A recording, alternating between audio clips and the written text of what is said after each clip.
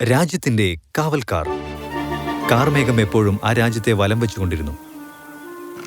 എന്നാൽ രാജാവും മകളും നാട്ടിലെ മൊത്തം സമ്പത്തും കൊള്ളയടിക്കാൻ തീരുമാനിച്ചു. അച്ഛാ, സ്വർണ്ണ നാണയങ്ങളും രത്നങ്ങളും കൊണ്ട് ഇത് വെറും 500ാമത്തെ പെട്ടിയല്ലേ? നമ്മൾ എപ്പോഴാ 1000 പെട്ടിയിലേക്ക് എത്തിക്കുക? എനിക്കിത് ഒട്ടും ഓർക്കാൻ വയ്യ അച്ഛാ. ഇങ്ങോട്ട് നോക്ക് എന്റെ പൊന്നുമോളെ. നീ സത്യത്തിൽ വളരെ സന്തോഷിക്കേണ്ടതല്ലേ? എന്താന്ന് വെച്ചാൽ ഈ നാട്ടിൽ നമ്മളല്ലേ ഏറ്റവും ധനികരായ രാജകുടുംബം. നീ ഒന്നുകൊണ്ടും പേടിക്കണ്ട. നമ്മൾ 1000 പെട്ടികളിൽ കൂടി ഇനിയും സ്വർണം നിറയ്ക്കുന്നതാണ്. അത് നേടാൻ വേണ്ടി ഞാൻ ഈ ജീവിതത്തിൽ എന്തു ചെയ്യാനും തയ്യാറുമാണ്. എന്തു ത്യാഗം വേണമെങ്കിലും സഹിക്കാനും തയ്യാറാണ്. ഓ അച്ഛാ, എന്നാ എന്നോട് സത്യം ചെയ്യ. ഇത് സത്യം. ഇത് യുദ്ധം കഴിഞ്ഞാൽ നിങ്ങൾക്ക് തരുന്ന സമ്മാനമാ. ശരിക്കും രാജാവിന് ഒരുപാട് സന്തോഷമായി. ഇതാണോ? ഇത് കുതിരയ്ക്ക് പുല്ല് കൊടുക്കാൻ പോലും തികയത്തില്ലല്ലോ. സത്യത്തിൽ രാജാവ് വളരെ ധനികനല്ലേ? സത്യത്തിൽ രാജാവിന് ഇത്ര മാത്രമേ തരാൻ സാധിക്കത്തുള്ളൂ. മര്യാദയ്ക്ക് ഇവിടെ നിന്ന് പൊക്കോ, അല്ലെങ്കിൽ ഇതെടുത്ത് ഞാൻ രാജാവിന് തിരിച്ചേൽപ്പിക്കുന്നതായിരിക്കും. ഇത് നിങ്ങൾക്ക് മാത്രമല്ല, എല്ലാ പടയാളികൾക്കും അദ്ദേഹം ഇത് തന്നെയാണ് കൊടുത്തിരിക്കുന്നത്. അത് നിങ്ങൾക്കറിയോ? പടയാളികൾ ഇതോർത്ത് ഒരുപാട് വിഷമിച്ചു. ഇതോർത്ത് ഒരുപാട് സമയം കളഞ്ഞു, ദേഷ്യപ്പെടുകയും ചെയ്തു.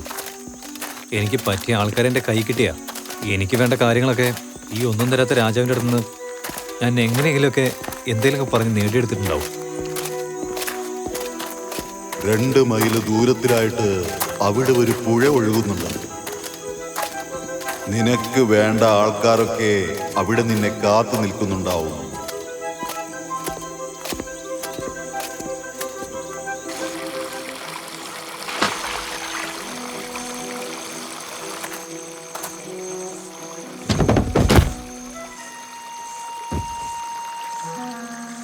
ഓ, എന്നോട് ക്ഷമിച്ചാലും നിങ്ങൾക്ക് വല്ലതും പറ്റിയോ? ഇല്ല, എനിക്കൊരു കുഴപ്പമില്ല. എന്നെ കണ്ടിട്ട് നിങ്ങൾക്ക് വിചിത്രമായി തോന്നുന്നു അല്ലേ? ഇല്ല, വ്യത്യാസം തോന്നുന്നില്ല. പക്ഷെ ഭയങ്കര ബലമുള്ളതായിട്ട് തോന്നുന്നുണ്ട്. ഇന്നലെ ഇവിടെ വലിയൊരു കൊടുങ്കാറ്റുണ്ടായിരുന്നു. അതുകൊണ്ട് ഇവിടുത്തെ മരങ്ങളെല്ലാം ഞാൻ ഉപയോഗിക്കാൻ വേണ്ടി തീരുമാനിച്ചു. ഇതൊക്കെ എടുത്ത് തൊട്ടടുത്തുള്ള ഗ്രാമത്തിൽ കൊടുത്താൽ അവർക്കിതൊക്കെ എടുത്ത് ഉപയോഗിക്കാൻ സാധിക്കുമല്ലോ.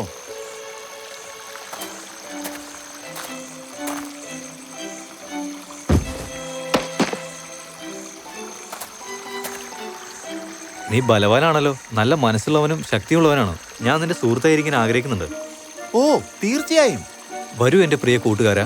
നിന്റെ ശക്തിയും മനസ്സും വെച്ച് നമുക്ക് ഈ ലോകത്തിൽ ഒരുപാട് നന്മകൾ ചെയ്യാൻ കഴിയും. എനിക്കത് ഇഷ്ടമായി. അതിനുശേഷം ഗ്രാമത്തിലെ എല്ലാ മരങ്ങളും കൊണ്ടുപോയി വെച്ചതിന് ശേഷം അവർ നായകനെ പോലെ നടന്നുപോയി. കുറച്ച് മണിക്കൂറുകൾക്ക് ശേഷം കിഴക്ക് ദിശയിലേക്ക് പോകുക.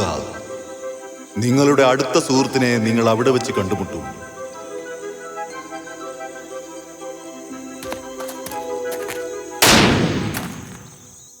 നീ എന്തിനെ ഷൂട്ട് ചെയ്തേ? 2 മൈലിനപ്പുറം ഒരു പാവം പശുക്കുട്ടി ഒരു ആപ്പിൾ പറിക്കാൻ വേണ്ടി ശ്രമിച്ചുകൊണ്ടിരിക്കുകയാണ്.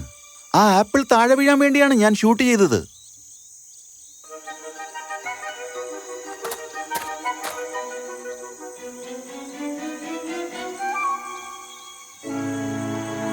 വാവ്, നീ വളരെ നല്ലവനാണല്ലോ. നന്നായിട്ട് ഷൂട്ടും ചെയ്യുന്നുണ്ടല്ലോ. വളരെ നന്ദി. ഞാൻ നിങ്ങളുടെ സുഹൃത്തായിരിക്കാൻ ആഗ്രഹിക്കുന്നു. ഞങ്ങളുടെ കൂടെ വരൂ കൂട്ടുകാരാ. നിങ്ങളുടെ കരുണയും നല്ല മനസ്സും കൊണ്ട് നമുക്ക് ഈ ലോകത്തിൽ ഒരുപാട് നന്മകൾ ചെയ്യാൻ കഴിയും. അതിനുശേഷം അവർ 3 പേരും ഒരുമിച്ച് നടന്നുപോയി. കുറച്ചു നേരത്തിന് ശേഷം അവർ നടന്നുകൊണ്ടിരിക്കുമ്പോൾ നിങ്ങളുടെ അടുത്ത സുഹൃത്തിനെ നിങ്ങൾ ഇവിടെ വെച്ച് തന്നെ കണ്ടുമുട്ടുന്നതാണ്. ഇത് എന്തൊരു ശബ്ദം ഇത്? ഏയ്, അതെന്താ അത്? എന്ത് കൊടുങ്കാറ്റോ? അല്ല, അതൊരു മനുഷ്യനാ. മനുഷ്യനോ? 2 മൈൽ ദൂരത്തിലാണെന്നാ തോന്നുന്നത്. അവർ 3 പേരും ആ സ്ഥലത്തേക്ക് പോയി. അവിടെ ഒരു മനുഷ്യൻ ഒരു ചെറിയ കൂടും ഒരു ചെറിയ പക്ഷിയും പിടിച്ചിരിപ്പുണ്ടായിരുന്നു. ഹലോ, അല്ല നിങ്ങളാണോ നേരത്തെ ഞങ്ങളെ കടന്നു വന്നത്? ആ, ഞാൻ നിങ്ങളെ ഭയപ്പെടുത്തിയില്ല എന്ന് വിചാരിക്കുന്നു. അല്ല, ഇത് ഭയങ്കര അതിശയമായിട്ടുണ്ടല്ലോ. നീ ഭയങ്കര വേഗതയുള്ള ആളാണോ?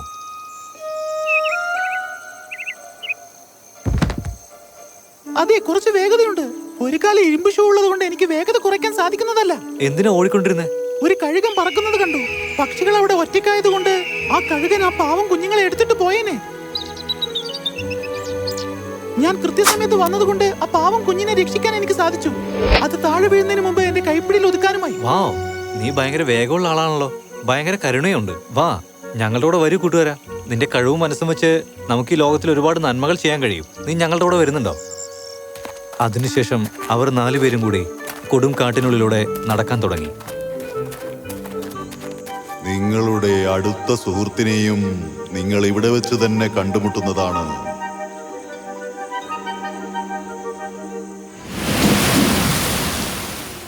നീ ആരെന്ന് കാണിക്കേ, അങ്ങോട്ട് നോക്കിക്കേ. അവിടെയുള്ള കാറ്റാടികളൊക്കെ എങ്ങനെയാണ് കാറ്റ് പോലും ഇല്ലാതെ ഇത്ര വേഗത്തിൽ കറങ്ങിക്കൊണ്ടിരിക്കുന്നത്? അവരെല്ലാവരും ചേർന്ന് അതുവഴി തന്നെ പോയി. അപ്പോ അവിടെയുള്ള ഒരു മരത്തിൽ ഒരു മനുഷ്യനിരിക്കുന്നത് കണ്ടു. ഏയ്, അല്ല നിങ്ങളാണോ ആ വിൻമില്ലിന് കറങ്ങാൻ ശക്തി കൊടുക്കുന്നത്? അതെ, ഞാൻ തന്നെയാ. ഇന്ന് കാറ്റേ വരുന്നില്ല, അറിയോ? ഈ വിൻമില്ലിൽ നിന്ന് കറങ്ങിയില്ലെങ്കിൽ ഇവിടെയുള്ള വ്യവസായത്തിലൊക്കെ എങ്ങനെ വെള്ളം കിട്ടാനാ? അവരെങ്ങനെ വെള്ളം കൊണ്ടുവരുന്നേ? വാവ്, നിന്റെ ഒരുപാട് ശക്തിയുണ്ടല്ലോ. നീ ഭയങ്കര കരുണയുള്ളവനാണ്. ഞങ്ങളുടെ കൂടെ വാ കൂട്ടുകാരാ. നിന്റെ കഴിവും മനസ്സും ഉപയോഗിച്ച് നമുക്ക് ഈ ലോകത്തിൽ ഒരുപാട് നന്മകൾ ചെയ്യാൻ കഴിയും. അതിനുശേഷം ഇവരെല്ലാവരും കൂടി ആ കൊടും കാട്ടിലൂടെ വീണ്ടും യാത്ര തുടർന്നു. നിങ്ങളുടെ അടുത്ത സുഹൃത്തിനെ ഇവിടെ തൊട്ടടുത്ത് വെച്ച് തന്നെ കാണുന്നതാണ്. ഹലോ. ഹലോ. ഏയ്, നീ എന്തിനാ ഈ തൊപ്പി ഇങ്ങനെ പിടിച്ചോണ്ടിരിക്കുന്നേ? ഇത് ഞാൻ തലേന്ന് എടുത്തു കഴിഞ്ഞാ പിന്നെ സംഭവിക്കാൻ പോകുന്നത് ദേ ഇതാണ്. അയ്യോ, ദേ പേടിയാവുന്നു എനിക്ക്. വാവ്, നീയും ഞാനും കൂടി ചേർന്ന് കഴിഞ്ഞാ വലിയ കൊടുങ്കാറ്റ് വരെ നിർത്താൻ കഴിയുമല്ലോ. ഇത് ഭയങ്കര സംഭവമാണല്ലോ. നിന്റെ ശക്തി എന്താണെന്ന് നീ നന്നായി തന്നെ മനസ്സിലാക്കി വെച്ചിട്ടുണ്ട്. പക്ഷെ എൻ്റെ അടുത്തൊരു തീരുമാനമുണ്ട്.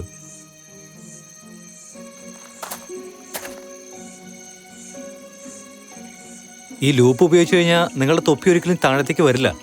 ഇത് വളരെ അത്ഭുതപ്പെടുത്തുന്നതാണല്ലോ. ഒരുപാട് നന്ദിയുണ്ട്. കൂട്ടുകാരൻ, ഞങ്ങളുടെ കൂടെ വരൂ. നിങ്ങളുടെ കഴിവും മനസ്സും വെച്ച് നമുക്ക് ഈ ലോകത്തിൽ ഒരുപാട് നന്മകൾ ചെയ്യാൻ കഴിയും. അതിനുശേഷം അവൻ മറ്റെല്ലാ കൂട്ടുകാരോടുകൂടിയും ചേർന്ന് ഒരുമിച്ച് യാത്ര ചെയ്യാൻ തീരുമാനിച്ചു. മൊത്തം 6 പേരുണ്ടായിരുന്നു. ഒരു ദിവസം, എന്നെ പോവാൻ അനുവദിക്കൂ, എന്നെ പോവാൻ അനുവദിക്കൂ. മനസ്സിലായിക്കോ, ഇത് രാജാവിന്റെ ഉത്തരവാ. ഇത് നിന്റെ ഗ്രാമത്തിനുള്ള ഓർഡറാ. ഇത്ര വേഗത്തിൽ വേണ്ട. ഇവിടെ എന്തായി നടക്കുന്നേ? ഈ രാജകുമാരിക്ക് ഒരു പന്തയം നടത്തണമത്രേ. എല്ലാ ആണുങ്ങളെയും വിളിച്ചിട്ട് അവരോട് പന്തയം വെക്കണമെന്നാ പറയുന്നത്. അവരോട് തോറ്റുപോയി കഴിഞ്ഞാൽ ജീവിതം മുഴുവൻ തടവറയിൽ കഴിയേണ്ടി വരും. ഞാൻ ഓട്ടത്തിൽ അത്ര മിടുക്കനൊന്നുമല്ല, പക്ഷെ രാജകുമാരിക്ക് വേഗത്തിൽ ഓടാൻ സാധിക്കും. ഞാൻ തീർച്ചയായും അവരോട് തോറ്റു പോകുന്നതാണ്. ഇതിനൊരു മാറ്റം എനിക്ക് തീർച്ചയായും കണ്ടെത്താൻ കഴിയും. എനിക്ക് ഒരു നിമിഷം സമയം തരാമോ? നിങ്ങളെല്ലാം എന്താ ആലോചിക്കുന്നേ? ഈ ലോകത്തിന് വേണ്ടി എന്തെങ്കിലും ചെയ്യാൻ പറ്റുന്ന സമയമാണിത്. സ്പീഡ്. തീർച്ചയായും ചെയ്യാം. ഈ മനുഷ്യൻ പോയിക്കോട്ടെ, അയാൾക്ക് പകരം ഇയാൾ കൂടെ വന്നാ പോരെ? അതിനുശേഷം സ്പീഡും മറ്റുള്ള കൂട്ടുകാരും കൂടി ആ പടയാളികളോടൊപ്പം രാജകൊട്ടാരത്തിലേക്ക് പോയി. രാജാവിന്റെ മൈതാനം ആ ഓട്ട മത്സരത്തിന് തയ്യാറായിരുന്നു. അതിനുശേഷം പടയാളികൾ സ്പീഡിനെ രാജകുമാരിയുടെ അടുത്തെത്തിച്ചു. ഇവനാണ് എന്റെ കൂടെ മത്സരിക്കാൻ വരുന്നത്? ഇവന്റെ ഒരു കാലിലല്ലേ ഷൂ ഉള്ളൂ, അല്ലേ അച്ഛാ? നീ ജീവിതകാലം മുഴുവൻ ജയിലിൽ കഴിയാൻ പോവാണോ? നീ അങ്ങനെ വിചാരിച്ച അത് നിന്റെ പ്രശ്നം മാത്രമാണ്. മൈതാനത്തിലേക്ക് കൊണ്ടുപോകൂ. നിങ്ങൾ രണ്ടുപേരും ആ പുഴ വരെ ഓടിയിട്ട് ഈ കുടവും നിറച്ചിട്ട് പിന്നെ തിരിച്ചെത്തേണ്ടതാണ്. ആരാണോ ആദ്യം മടങ്ങിയെത്തുന്നത് അവരായിരിക്കും ഇതിലെ ജേതാവ്. ഇപ്പോൾ നമുക്ക് ഈ മത്സരം ആരംഭിക്കാവുന്നതാണ്. തയ്യാറായിക്കോളൂ. ഇപ്പോൾ തന്നെ തുടങ്ങിക്കോ. ഓടിക്കോ.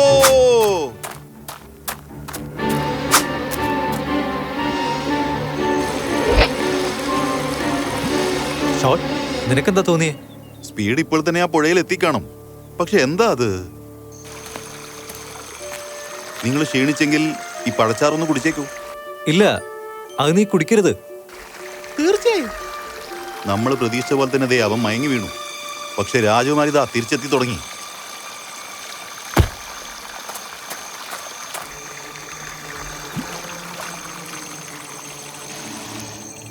നോ, എനിക്ക് അവനെ എങ്ങനെ ബോധം വരുത്തണമെന്നാണ്.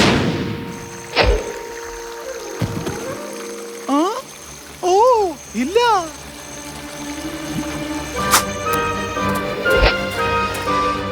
അച്ഛാ, എനിക്കൊരു സാധാരണക്കാരനെ കൂടി തോൽക്കാൻ സാധിക്കില്ല. എനിക്ക് ഒട്ടും കഴിയില്ല. അവരെ ശിക്ഷിക്കണം. തീർച്ചയായും. ഞാൻ അവരെ എന്താ ചെയ്യാൻ പോകുന്നെന്ന് നീ കാത്തിരുന്ന് കണ്ടോ മോളെ. ആ ദുഷ്ടനായ രാജാവ് 6 കൂട്ടുകാരെയും റൂമിലേക്ക് വിളിച്ചുകൊണ്ടുപോയി. എന്റെ മകളെ ആരും ഇതുവരെ തോൽപ്പിച്ച ചരിത്രമേ ഇല്ല. നിങ്ങൾ തീർച്ചയായും ഈ വിജയം ആഘോഷിക്കേണ്ടതാണ്. എൻജോയ് ചെയ്തുകൊള്ളുക.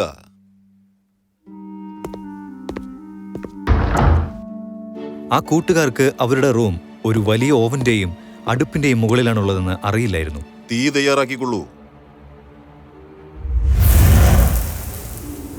ഇവിടെയുള്ള സൽക്കാരം വളരെ ഗംഭീരമാണ്. ഇതിനാണെങ്കിൽ നല്ല മണവും വരുന്നുണ്ടല്ലോ. നിനക്ക് എന്തു പറ്റി ഹീറോ? ഈ രാജാവ് അത്ര നല്ലവനൊന്നുമല്ല.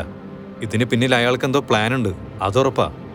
അദ്ദേഹത്തിന് നമ്മളെ ഒന്നും ചെയ്യാൻ സാധിക്കുന്നതല്ല.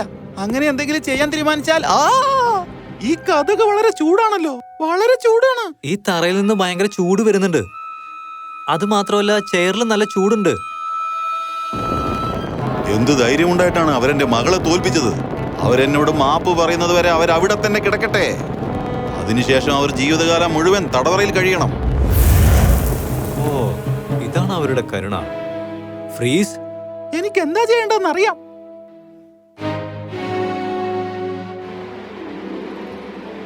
ഇനി എന്റെ അവസരമാണ്.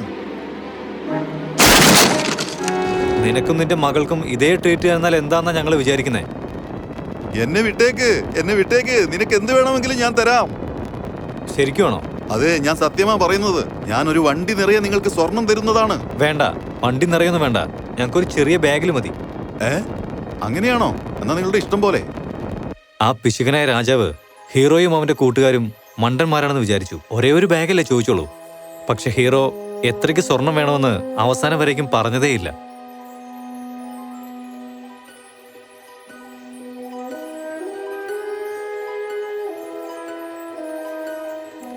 അതിനുശേഷം കുറച്ചുനാൾ കഴിഞ്ഞപ്പോ, അച്ഛാ, നമ്മുടെ കൊട്ടാരത്തിന്റെ മുൻപിൽ അത്രയും വലിയ ബാഗ്.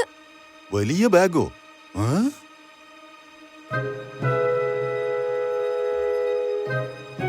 ബഹുമാനപ്പെട്ട രാജാവേ, ഈ ഒരു ബാഗിനുള്ള സ്വർണം മാത്രം മതി.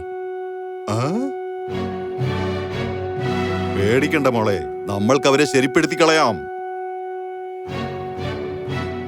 ആ വലിയ ബാഗ് നിറയ്ക്കുവാൻ വേണ്ടി രാജാവ് സ്വർണവും നിധിയും കൊണ്ടുവരാൻ പറഞ്ഞു. ആ ബാഗ് നിറയ്ക്കുവാൻ വേണ്ടി ഏകദേശം 7000 വണ്ടിയളവില് സ്വർണം കൊടുക്കേണ്ടി വന്നു. മസിൽ അത് എല്ലാതും ചേർത്ത് കൂട്ടിക്കെട്ടി. എന്നിട്ട് അയാൾ അത് തോളിൽ ചുമക്കുവാൻ തുടങ്ങി. 6 കൂട്ടുകാരും ചേർന്ന് ആ കൊട്ടാരത്തിൽ നിന്ന് പുറപ്പെട്ടു. ശ്രദ്ധിച്ചിരുന്നുള്ളൂ കൂട്ടുകാരെ, ആ രാജാവ് നമ്മളെ എന്തായാലും പറ്റിക്കാൻ നോക്കും. അവർ നമ്മളെ പിന്തുടർന്ന് വരാൻ ഒരുപാട് ചാൻസ് ഉണ്ട്. ഷോട്ട്, അവരെത്ര ദൂരത്തിലാണ് ഉള്ളത്?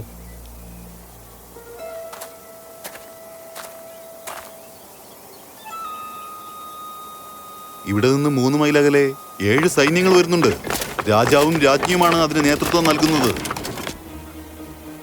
വിൻ, ഫ്രീ, ഷോട്ട്, ഇത് നമ്മുടെ സമയമാണ്. വിൻഡ് ഒരു വലിയ മരത്തിന്റെ മേലെ കയറി നിന്നു. ഷോട്ട് ഷൂട്ട് ചെയ്യുന്നതിന് വേണ്ടി റെഡിയായി നിന്നു. ഫ്രീസ് അതിന്റെ അടുത്ത് പതുങ്ങിയിരുന്നു. ശത്രുക്കളടുത്ത് വരുമ്പോ തൊപ്പിയെടുത്താൽ മതിയല്ലോ. 3 പേരും അവരുടെ ശക്തി പരമാവധി പ്രയോജനപ്പെടുത്തി. ഹീറോ അവിടുന്ന് എല്ലാവരോടും ധൈര്യമായി യുദ്ധം ചെയ്തു.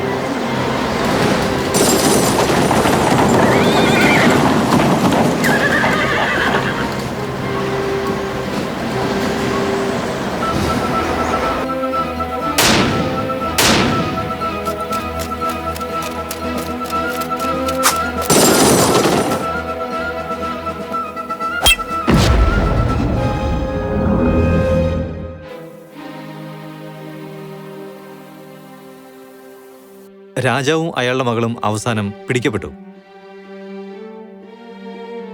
ഇവിടെ നിന്ന് നിങ്ങൾ പുറത്തുപോ. നിങ്ങളുടെ തന്നിഷ്ടത്തിന് ധിക്കാരത്തിനുമൊക്കെ ഈ നാട് ബുദ്ധിമുട്ടിയതിനു മതി. പുറത്തുപോ ഇവിടുന്ന്. നിങ്ങൾക്ക് വേണ്ടി ഒരു പുതിയ രാജാവിനെ ഉടനെ തിരഞ്ഞെടുക്കാം. അതിനുവേണ്ടി ഈ നിധിയൊക്കെ നിങ്ങളുടെ നല്ലതിനു വേണ്ടി ഉപയോഗപ്പെടട്ടെ. ഇതെല്ലാം നിങ്ങൾ എടുത്തുകൊണ്ട് പോയിക്കോളൂ. നിങ്ങൾ ബലശാലികൾ, സത്യസന്ധർ, കരുണയുള്ളവരാണ്. നിങ്ങൾ തന്നെ ഞങ്ങൾക്ക് രാജാവായി വരണം. ഇപ്പൊ പറ്റില്ല സഹോദര. ഇതുപോലുള്ള രാജാക്കന്മാരും സഹായം അഭ്യർത്ഥിക്കുന്ന ജനങ്ങളും ഒരുപാടുണ്ട്. ഞാനും എന്റെ കൂട്ടുകാരും അവർക്ക് നീതി വാങ്ങിക്കൊടുക്കാൻ അർഹരാണ്.